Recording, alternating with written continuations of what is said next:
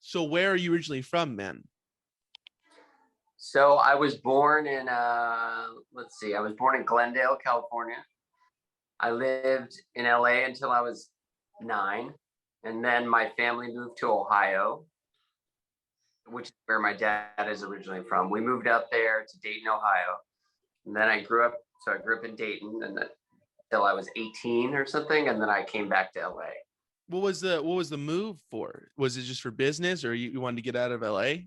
I think my parents wanted to get out of LA. It's a lot cheaper out there too. And I think raising us in a place where we were more like, in suburban culture, like cheaper, easier, more relaxed place or something, less influenced by certain things, being from in LA, like, it's just simple life, like country life sort of. So yeah, that was my parents' decision. And so I sort of am from both places.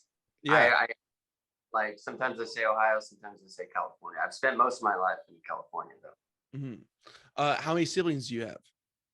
I have one older brother. Oh, okay, so it was just you two out there. Just us two. Yeah. Yeah. What's the age difference between you two? He's 2 years older. It's a good balance at 2 years with siblings, because I have the same thing. Shout out to Zach, but he doesn't listen to this, Ben. So, and I say it a lot now. I shout him out, and I don't think he listens to it, which is fine. That's your older brother? That's the older brother.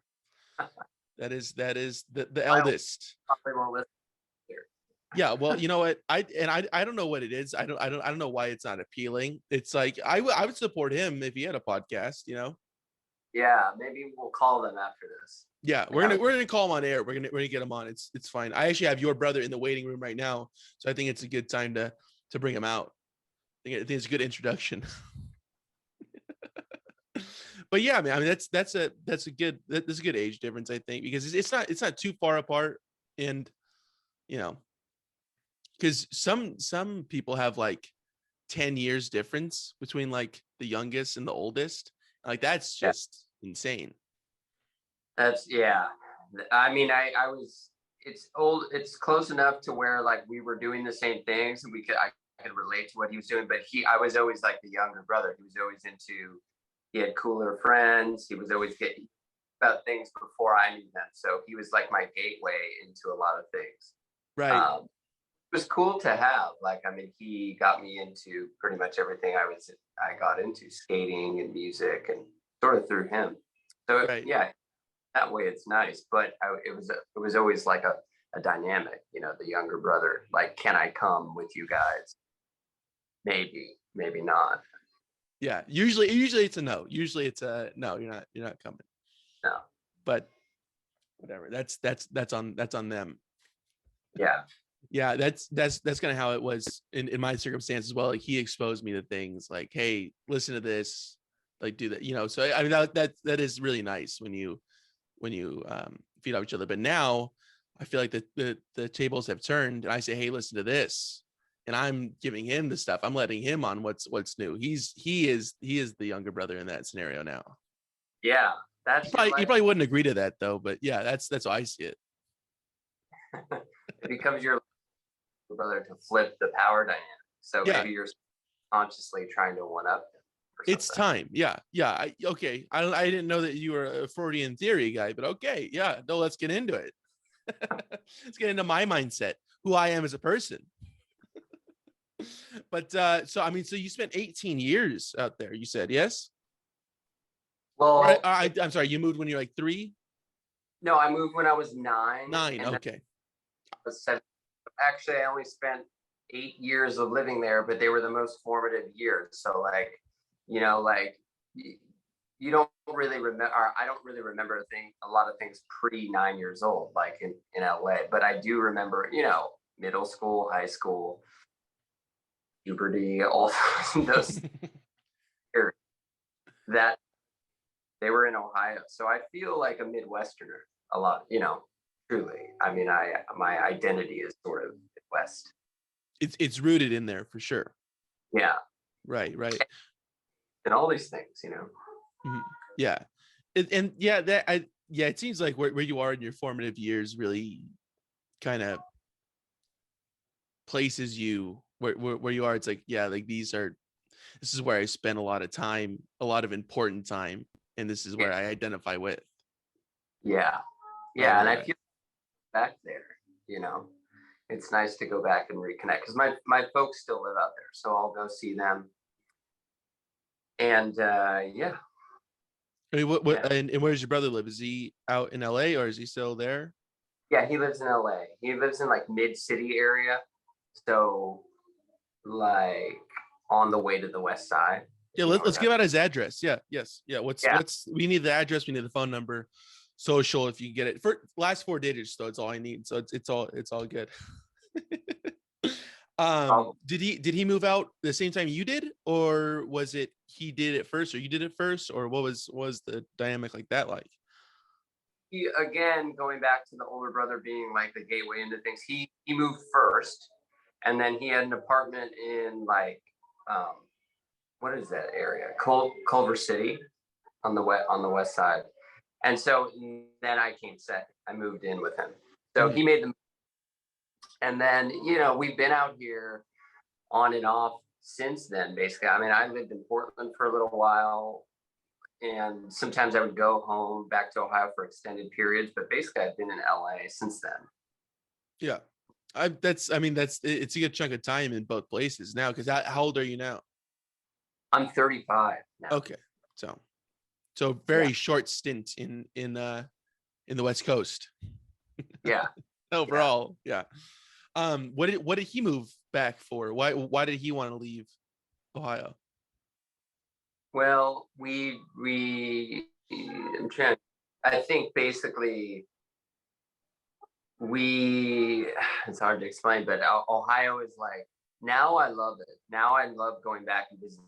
But at the time growing up, it's like really isolated, sheltered, kind of weird Republican place, that I think both of us were like, just felt like we shouldn't be there. Like our home was in LA. And also there's more opportunities, like on the West Coast in general with any kind of thing you're pursuing. So he at the time wanted to be an actor, I think, but that was like short-lived. But yeah, I think just to get out of Ohio, I mean, it's kind of like there's nothing happening, which is nice to me now. Like I don't need to be in a place where things are happening now. But at the time, it's like when you're 17 or 18 years old, you want to be like, part of culture or something. Like there's nothing going on. And right. Dayton is, I don't know if you've been there, but it's not like a fun. It sounds really fun, man. But the way the picture that you're painting, I mean, it sounds terrific. Well, like I said, now I'm getting older and I appreciate those things. Like I like simplicity. I like nature. I like empty space.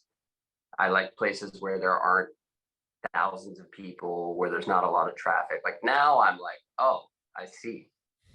But at the time, yeah, it was not for you. Have your parents ever visited you guys out in LA? Yeah, they come. I mean, they don't come often, but they have. We more often go visit them. Sure. But I think coming soon, and hopefully in the future I'll get my dad to come out and play with us because he's a musician too. So I was gonna, at the last show we played, try to kind of like say like, hey, do you want to come? But I'm thinking like probably in the next year or so, I'll get him a ticket out so he'll play with it. That's coming up. You better tell him to get practicing, do those scales. Yeah. Yeah, I mean that's cool though that you're even fathoming like having your father play with you. That's terrific. Yeah, I mean, he's a really good musician. He taught me a lot of things, and he sings a song on the EP that I just put out, the Sylvie I just put out, and so a song that I wrote for him to sing, and I think it's just cool, like family lineage with music, and so like yeah, I think it'd be cool to have him play with us if he wants. Definitely, yeah. Oh yeah. Why? Like, right. What's it what would be the reason not to do that or something, you know? Exactly. Well, I mean, you guys have to move out to Ohio to do that because he's not going to come here. That would be the only reason. He's like, I'm good. I spent time there.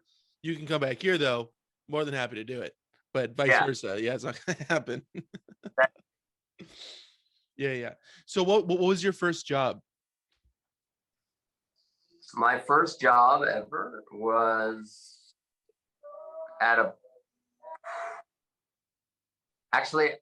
first job ever was at a nursing home. I was like a dishwasher at a nursing home, the local nursing home in Centerville, Ohio. I had that job for like 3 years. I worked that basically throughout high school. Yeah. It's a good gig. It was a good gig. St. Leonard's Nursing Home in Centerville, Ohio. Yeah. We would just top of the class. That one, I'll tell you. Yeah. We wash dishes and listen to like the Strokes and Jack Johnson and I don't know. Just hang. It was a bunch of kids in my age who all worked there. It's kind of like a thing. So I got a job through a friend. But yeah, it was a good gig. It sounds like it. It sounds like it's a fine place to be. Just washing dishes, listen to music. Were you get into drinking as a kid or smoking weed? Oh no. No, I didn't do any. I got I didn't ever really get into that, but I didn't actually drink until I was 18 or 19 maybe. So no, I wasn't drinking or boozing or getting high. I was pretty straight edge. You're just living life, washing dishes. Yeah, I was very ambitious as a kid. I wanted to save up money to move out to I realized I wanted to move to California, so I had like a big plan. I was like, I'm gonna work here, save money, you know, get back to California and listen pursue to the Strokes in the meantime. And Jack Johnson. Johnson, of course. All of the Jack Johnson songs, when I hear them now, it takes me straight back to the nursing home. Like, you know, funny song "Banana Pancakes." Right? I think so.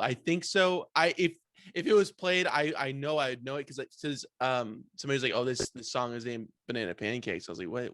Why? I think it's one of those songs I didn't know the title of.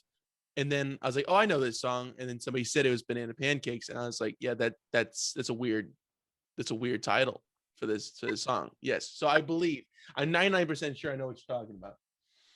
That was the music popular at my high school at the time. And then Dave Matthews and all that kind of, but you know, I was like briefly into that, but I was also listening to a lot of like what my dad was playing. My dad was also, you know, listening to Steely Dan, Todd Rundgren, Keith Jarrett, all these people. So I had like a double thing, you know, going on.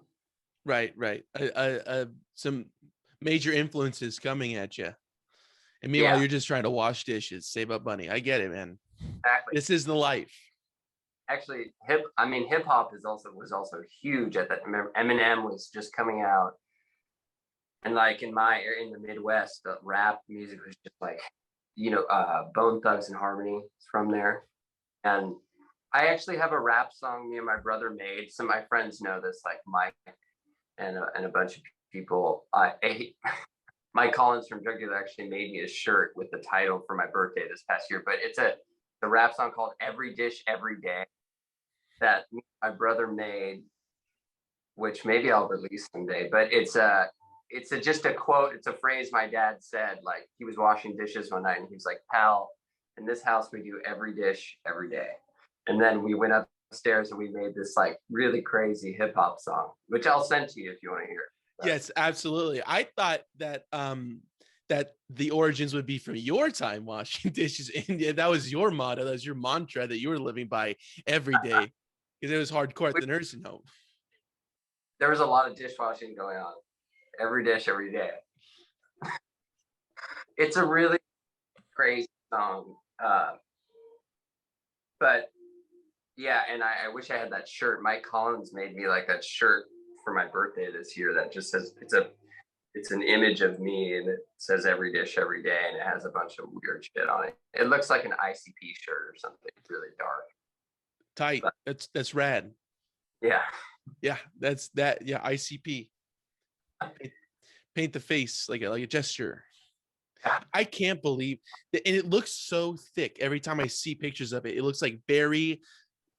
It's probably not, but it's just like, man, that seems uncomfortable. And like I sweat a lot, and it's like that thing is, I feel like it'd be just like smeared and smudged. I don't know. But they're doing it. They've been doing it. So good on them for just keeping it alive, I guess. Yeah. With their what's that soda that they drink? What was it? Fago, I think you're talking about. Yes, that's exactly what I'm talking about. Yeah. Good guys, that ICP.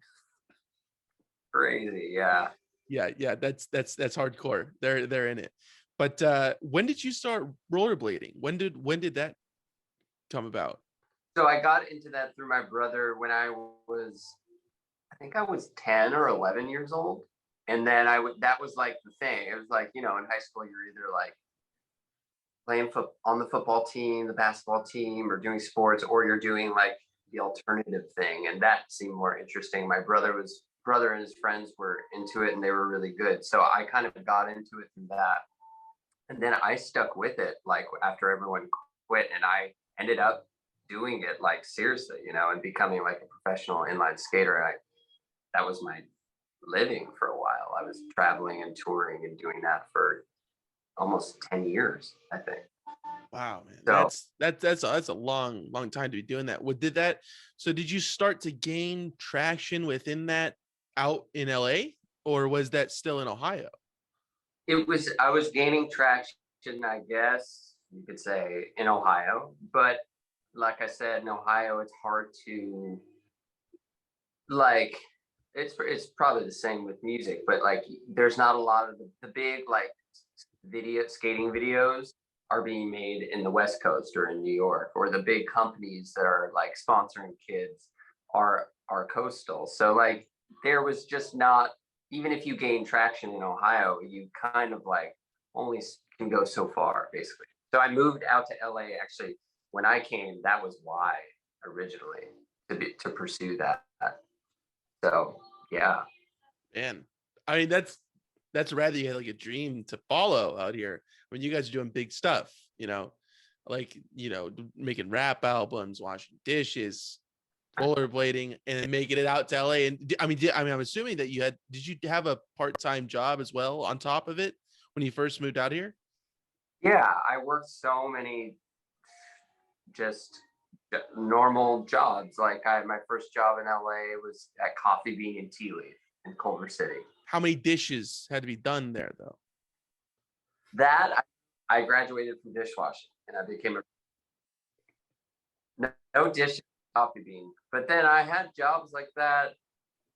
God, I can't even remember. I had so many just normal jobs like that, just while I was pursuing my skating career. And then once it took off more and I got officially sponsored and turned pro, and I started to get paid and make money, then I kind of was able to support myself. But until then, yeah, I was doing that all the time. I mean, that's awesome, man. Why was it rollerblading? Like it was you never got into skateboarding or BMXing, any of that? No, I didn't. Rollerblading when we started was like, well, first of all, it was more popular at that time. It was sort of like just the last bit part of mainstream culture, before skateboarding took over completely. Over the years, when I was rollerblading, it got progressively more and more just not part of mainstream culture. Like it got kicked out of the X Games, and it just became like completely underground. And but I thought that was cool, like I liked the people that I knew from. There's so many amazing people and things that I've done through blading, and like, because it's not controlled completely by capitalism and all these things, no disrespecting at skateboarding or BMX or whatever, there's a lot of like amazing things that happened because of that, you know? So I was just like, yeah, I'm not going to quit to become a skateboarder because I think I can make more money or something doing that. I love rollerblading. It was like my passion, just like music is now. I mean, it's so, yeah. Yeah, I mean that it seems like you're just part of a niche group of people that were really into this one thing that you said Mhm. that was underground. Possibly could be literally underground sometimes, you know, just hitting up a pipe or something, you know. Yeah, it was literally underground sometimes. Yeah. Yeah, yeah. I mean, the Velvet Underground, dude, rollerblading underground. That's where it is. Yeah. Yeah. So you're doing this out here, and you eventually turn pro, and that was really paying the bills at one point. Well, I didn't have extra money for anything. Not like I was like doing, I was able to sustain my lifestyle and pay for my apartment or the place I lived in. So as a 17-year-old, 18-year-old kid, that to me was like amazing. You know, I wasn't like rolling in the dough or something, but I was touring a lot and traveling and always filming sections. So yeah, I got by, you know. So you're living in a mansion, you're doing great, you're drinking champagne every night. I mean, I mean, this is like a really lucrative deal that you got going on here. Yeah. Yeah, yeah. No, I mean that is still very huge though that were you able to pay rent? I mean, with just straight alone by being pro. Yeah. Especially like I said, at that time being a young kid, that was like a dream come true. And you don't So need it much when was, you're a kid, you know. You're just like, yeah, I need a place to live, and I mean, you're not eating that much or whatever. You're just doing whatever you're gonna do. no, just a place to live and then like enough money to get a burrito at Chipotle and that's it, basically. Maybe a coffee at Coffee Bean, perhaps. Maybe. Work, pick up a coffee at Coffee Bean. I wasn't thinking like buying cars or buying houses or supporting a family or things like this. So I was fine. It didn't Right. bother me. And would you see your brother? I mean, because you guys are living in the same town, obviously. Would you see him frequently, or would it kind of be like he's doing his thing, you're doing your thing, or what? At that time, we were still hanging out day to day. Basically, we lived together for a while. He was still skating, so I saw him a lot. Yeah, yeah. Just around the same circles and whatnot, as well. I mean, We sharing had friends. we lived together. We had mutual friends, skated together. Um, when he moved into the arts district back in the day with some of my friends, so they had a house there. I would go there. Yeah, he was still very much like on the day-to-day part of my life, and it was before like he's now a lawyer, so his job, yeah, so he's like just so busy now. We're sort of we still see each other, but we have to make plans, you know. But at the time, it's just like, yeah, everyone's free. Everyone just has endless time to hang out in parking lots and you know, just chill. That's where the So yeah, hangout we were, spots are. It doesn't matter where you are in America. It's all you're gonna be hanging out in a parking lot, whether you like it or not, at some point of your life. That's just what's gonna happen.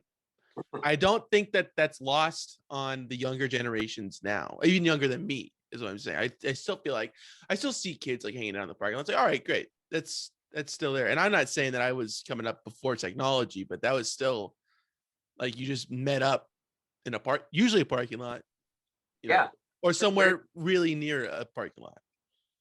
yeah, totally. There's not a lot of where do you go when you're that age? Like, there's not a lot of places to meet up. So you just meet up in like a Walmart parking lot or something and end up hanging out all day. And then maybe you go skate, end up in another different parking lot, eat, end up in a different parking lot.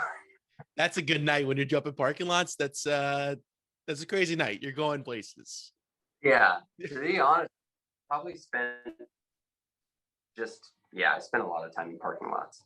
Ballpark the amount of hours, man. Infinite. Oh yeah, it was probably half the time. Half of my time was like in a parking lot, just like hanging out in the back of Or figuring out what to do, is there something going on, you know? That's yeah, also a big part of is so and so going to meet up? What time are they going to yada yada? Oh, they're not leaving for another 2 hours. Okay, let's just hang out here in the parking lot. Yeah. It's always, there's always somebody that you're trying to meet up with that is just lagging. It's like, oh boy, well, we got time because this person is going to show up on time at all. I actually haven't heard people use that word since skating culture. Like people said that a lot. Like, oh, dude, he's lagging. It's still in my lexicon. Let's just say that. You use that word. It's cool. I use it. Yeah. Thank you. I love when I hear new slang phrases that are used by that I just haven't heard, like maybe from the Gen Z era or something, things that I'll just hear. Like one of my friends, she says, bet. Oh, bet. I was like, bet? Yeah, bet. Like, yeah, that's what's going on. Like, you bet, but bet. Right. I forgot about that. I'm going to try to incorporate it. Yeah, you got to kind of pepper it in to spice up a conversation sometimes. Bet. So what that was perfect, by the way. That was perfect. That's exactly where that needed to be. Yeah. When did you stop rollerblading, or did you ever? Yeah, I stopped. Well, I stopped doing it as a career probably. I think I turned professional when I was like 17 or 18. And then I did it until, well, I was 26 maybe, or 27. So about 8 years ago. I ended up, I was, like I had like the peak of my career had already sort of passed. It was very physically like taxing. And I had missed out on, going things that other people had done, like going to college or something. Like when everyone went to school, I was touring and traveling. Like I didn't go straight to college. So once I was like kind of winding down in my career, I decided to go back to school. I was already getting into music. And I decided to go to California Institute of the Arts in Valencia and study music. But I was still skating at that time. It was just kind of a slow transition into music, which I had always loved and grew up with. And music seemed really appealing to me because it wasn't dangerous. I wasn't like risking my life all the time, and just a fun new road to go down, A new path. Yeah. I couldn't skate for it. I still do skate once in a while, but just I take it easy. I'm not like trying to jump down grind drop rails or like try to film for sections, because we were all crazy. We tried to like do the craziest things we could do. I've seen some of your edits, man, and it was pretty intense, man. Yeah. It does take a lot of, and you're constantly, landing on your feet. Yeah. Which is true of any action sport, if you really think about it. Actually, now that I think about it, I don't think there's any action sport that you're not really using your feet very often. Yeah. I might be wrong. I don't know. Badminton, but the point being, there's exceptions to the rule. But that is really physically taxing, as you said. Because at points like, okay, like can't be, jumping down a stair set, 14 stair set, stair set. Yeah. I couldn't sustain that, and I felt like I had,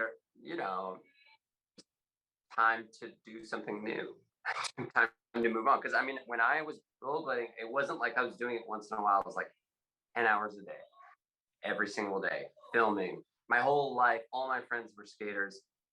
Everywhere I went was for skating. It was just like I was in such a bubble that I was like, oh, there's also more to life to do besides skating. So, yeah. That this idea of music was always kind of in your mind, but you weren't, there was other things that you were pursuing at the time. Yeah, I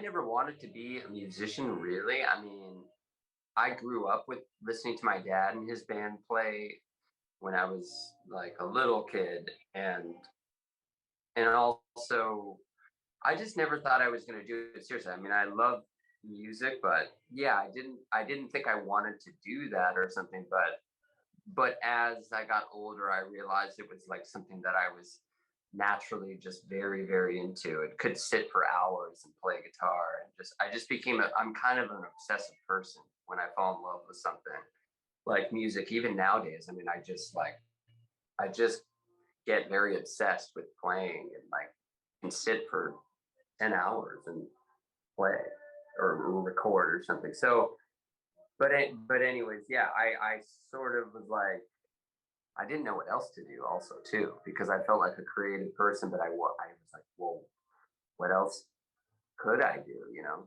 But music came pretty natural. So yeah. Right. I mean, and that's a healthy obsession to throw yourself into, which is another hobby as opposed to a bad habit of some sort, you know? Of course, yeah. And anyways, all these things like growing up was a way to get away from what a lot of kids did in my town growing up, which was party and do a lot of drugs, and like just like it was pretty dark at times, like where I grew up, you know. Just I mean, I don't know, it was just an escape from like taking out your like getting out your demons or like whatever, like, but in a healthy kind of positive way, like not turning to those things. So yeah. Yeah. I mean, and that is good to have those healthy obsessions, Yeah. because it could lead to something else, you know, very drastically,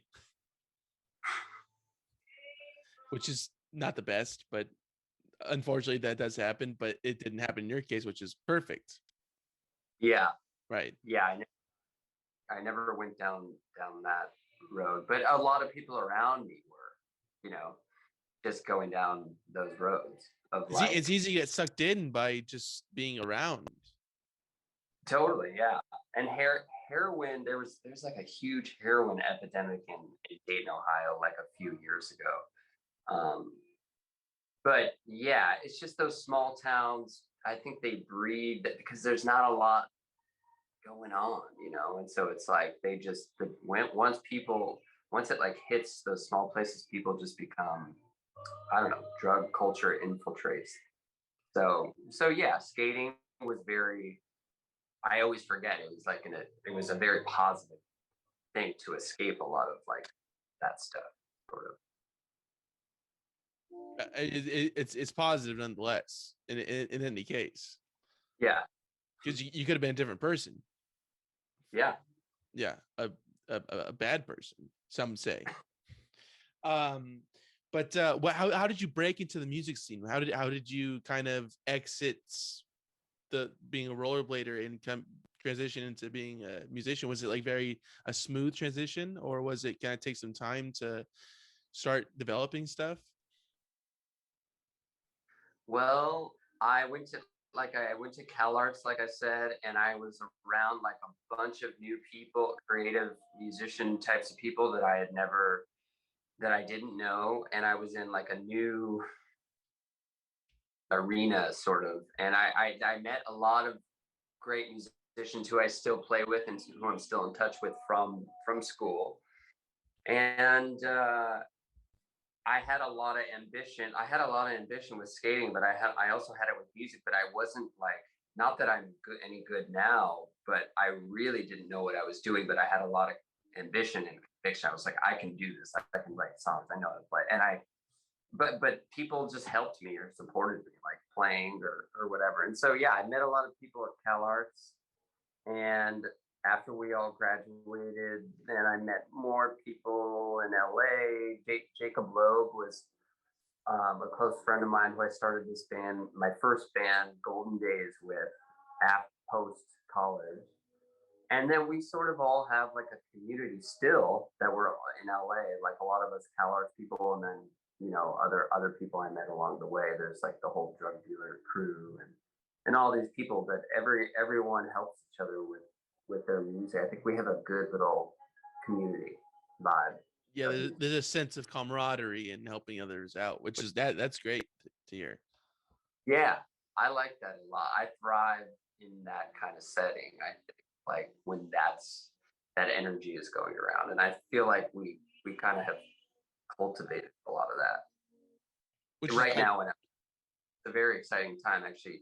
Right now, at the moment, there's a lot of great musicians and great friends I have that are all making great things, and yeah. So I guess if that does that sort of it did. It definitely did. I like the answer. I think it was a 10 out of 10 answer for a kind of 5 out of 10 question. So yeah, I think over under is pretty good. Cool. I mean, but yeah, that's really cool that you were able to transition into doing something else creative from something else that you were doing for years and years and years. Yeah. You really don't hear about smooth transitions like that. It's kind of like you do this one thing and that's it. But I know you're defying it. You're saying, no, I'm not gonna do that. I'll do something else. But what's gonna be the next thing? Painting, perhaps? That'd be cool. Yeah, I was talking to a friend about that actually. I mean, I really suck at painting, but so what you're saying actually, you're reminding me that it was really hard, like as an identity to be, because I was very good at I'd become like really good at rollerblading, and I was like, people knew me in that way, like, oh, that's what you do. So when I was first starting to play music, it was like, no, you're more like I not that people. It was either in my own head or just surrounding me, like, because there's this thing of skaters becoming musicians, and so there's a little bit of an identity crisis, like, yeah, but I'm a skater, and I didn't like that. I was like, I have one life. I want to do a lot of things, with my life, not just be like pigeonholed into this one thing. So you're reminding me that it was sort of hard to switch identities or something, like whatever, in my own mind or in other friends' minds. Well, I'm glad I'm reminding you of the struggles that you had in your life. That's the idea of this podcast, is like, oh, you think that you're good, but this is a hard thing to do, and it's still hard now. It's just like therapy, yeah. Yeah, that's essentially, yeah. It takes many forms, this podcast. But do you remember like the first song you sat down and wrote, or was it by yourself? Were you working with other people at this time too? Yeah, I remember the first song I wrote. It was like I knew about like all this music, like I was telling you, my dad's Steely Dan, Todd Rundgren, Beatles, all this stuff I love. Eminem, let's not forget. It's also Jack Johnson. Yeah, it's an eclectic variety of music. But no, but I actually, I mean, I got really into Elliott Smith. And I, like, as a songwriter, I had heard him at that time, probably right when I was coming out of skating into music. And I was like, whoa, this guy is like next level songwriter. Like, I could hear the Beatles in his music and I could hear all these things, but he was so creative and inventive with his lyrics and also his musicality. It was just like something I hadn't heard. So I was very inspired by him. I sat and learned a lot of his music and all that older stuff too. And then I wrote my first song called Pyramids in the Moonlight. And it's really just, I don't know what it is, but it happened. It is. It just is. You don't know what it is, but it is. It just is. I was like I said, really ambitious. So it's a pretty ambitious title, pretty ambitious song that I was trying to write. So yeah, that was my first song. I wrote it in my parents' house, like just in the middle of the night. I was like, okay, Pyramids in the Moonlight. Like I can imagine that. So here we go. Because it was at nighttime, and of course the Dayton pyramids, right? I mean, that's known for that. I think it was more just like, I don't know what songwriting is. I don't know how you do it. I don't know how anything works. I know you're supposed to use like imagery. So Pyramids in the Moonlight. There's something. It's something, you know. It is. It is. It's a good jumping off point. Yeah. I still have it. I played it for years at CalArts and stuff. That was like one of my first songs that I would play around and stuff. So yeah, I do remember it. And we had a bunch of friends, or maybe we didn't do this. We were talking about doing this where we all play our first songs, you know. A lot of people can't remember their first one, but it's so cool when you hear people's first songs, just like the basic instinct of what they think they should do or what they want to do or funny. Right. So it's like here's the starting point. This is where I was coming from. Here it is. And then you look at where they are now. It's like, oh wow, that's a big transition. Yeah. Yeah. And my dad has kept a record of all these songs. Like he still talks about them. He's like, what about Waterside?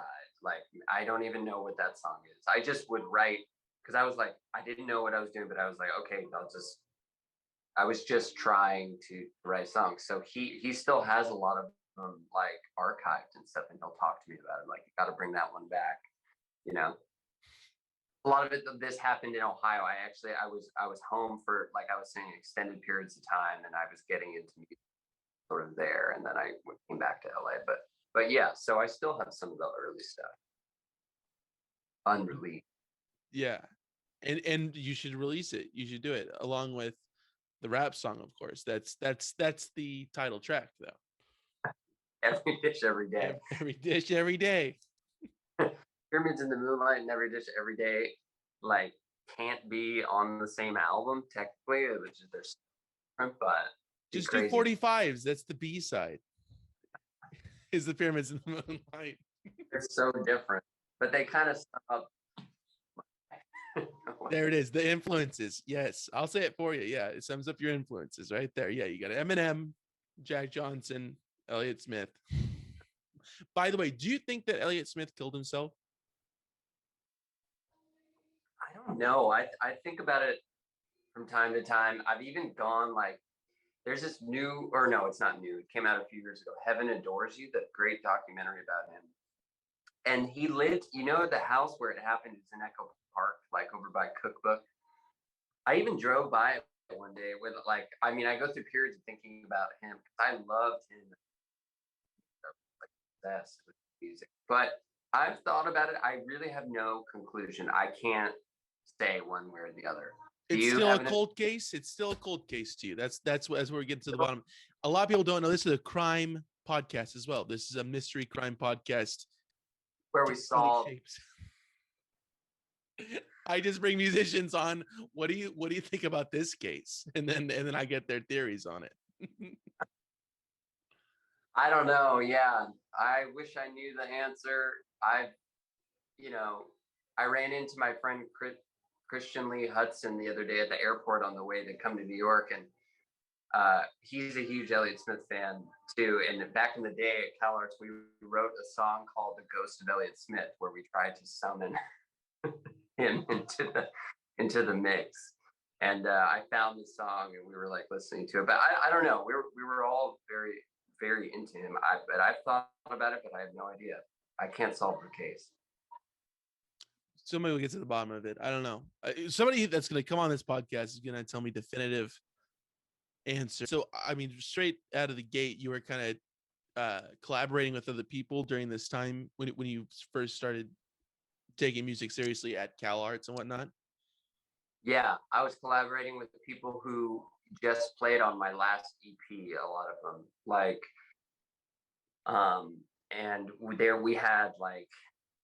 It's a liberal arts school where it was pretty loose. It's like I got a general BFA in music. We had classes that were just songwriting. Like we had this class called Map Forum, where like every Monday you bring in a new song and then the class critiqued it. It's so funny. But we all, like a group of people who wanted to write songs, we were all like, it was really cool. Actually, I miss it a lot because it's a lot. Nowadays I don't see a lot of people like, oh, here, I just wrote this song. Oh, let me see your guitar. I wrote this. You're ping pong, feeding off that energy or something. but we had that at CalArts with even, it was an institute, a school, but we had that. So and I still work with some of those people now. Yeah. And that class that you're mentioning, that people bring in a song, you guys critique it, that was actually the invention of Pitchfork, correct? That was a lot of those people went on to work for it. Yeah, they ended up working all at Pitchfork. It's so it was like it's just so funny because it was so proper. Sometimes we'd have like, you play your song and then someone would raise their hand and be like, well, I think you could change that D major chord into D minor, just because that would be the Lydian mode and it would really help elevate the beginning. Hard to critique someone like emotionally, right? It's songwriting is like intense. It's kind of emotional, and like a lot of times you don't know what to say. So it would just be funny, like critique like that a lot of people be like, I'm never gonna do that. Like, I'm never gonna change that chord. But it's like, cool. Hey, I know that you think that this sounded good, but let me tell you how it should sound. I know you feel this way about a certain subject, and that's what inspired the lyrics for this, but it's kind of, it doesn't really sell it for me. Let me tell you what you should be writing about. I would change this lyric and that lyric. Yeah. Well, it's really hard with songwriting because songwriting is so personal, I guess. And people can get offended, and myself included, I guess, very easily. Like, what do you mean? Like, no, I'm not going to do that. But I think it's cool to be open, to those ideas. Me and my friends do that sometimes, like, oh, in a nice way, just be like, what about this? Not like you should do this or you need to do this, but and that influences a fuck you. You don't know what you're talking about. Get out of here. Yeah, it's immediately very just starts a fire. Yeah. But Sylvie, this is a new project that you're part of, at least. Yeah, that I started. I didn't want to miscredit anybody. I don't want to fuck you coming to me. I'm trying to be walking on eggshells here. But you started it, and how did that come about? The rest of the Sylvie crew is really gangster. They're gonna be super upset at what you said. They're gonna come after you. Yeah, I understand. It's all from Ohio, correct? It's Ohio. Gangsters are nothing to f with, Yeah. I had always been into like during CalArts days, I was very into like a lot of that music. Like I said, my dad showed me my dad's own music, and I sort of was trying to imitate that first as a songwriter. Like, that was my first initial vibe, going into music. And then sort of I left that, and I had a project called Golden Daze that is influenced by that stuff, but it's different. And I've done other things, but they're just in the past few years, like especially with the pandemic, and I think just in general finding more obscure music from the past, and listening to my dad's music throughout the years, I just fell back in love with like a I don't know how to say it, not just 70s music, but more like a certain type of songwriting, like a timelessness or a classic approach to songwriting. And I had songs from that period that I just totally like never did anything with. And I was writing new songs. We were bored in the pandemic. I didn't know what to do. A lot of people were, who am I? What am I going to do with my life? I thought I was a musician. Now I don't know what I'm doing. And so this thing, like this type of songwriting and what I was into it was like so grounding, simple. There's something so simple about it to me, that felt like right when things are so complicated in the world right now, or like there's so many there's like I don't know, it's just complicated times to exist in. And so that the music, just helped me, I think, in a lot of ways. Like older music, my dad's music, or music I was writing, it felt just very simple and grounding. And I became obsessed with the idea of lost music. Like, I heard the song Sylvie is written by this guy Ian Matthews, and it's sort of just like this album cut that I don't know. I feel like no one really. No, I didn't know a lot of people who knew it, but I thought it was incredible. There's just so much music like that, and I just thought that was really beautiful. That music sort of like just gets lost and then finds its way into people's lives, and so that kind of sparked it. But I had so that's sort of where it came from, if that makes sense.